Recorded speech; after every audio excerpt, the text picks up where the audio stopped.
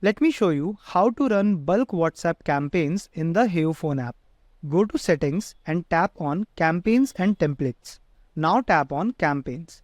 Here you will see the list of your campaigns along with their status. Tap on Create Campaign to create a new campaign.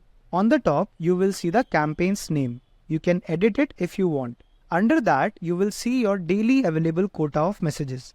This quota is automatically assigned by WhatsApp to your account, and it increases with time if you are not sending any spam messages to your audience. Next, you have to select your template for the campaign. You can either select one of the pre-approved ones or create your own template using the option on the top right.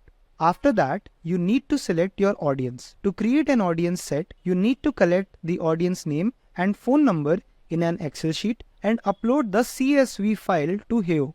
You can upload up to 1000 contact details at a time, and the formatting instructions for the file are given in the Heyo Phone app. You can either choose to start the campaign now or schedule it for later. Finally, just tap on Create and your campaign will be set up.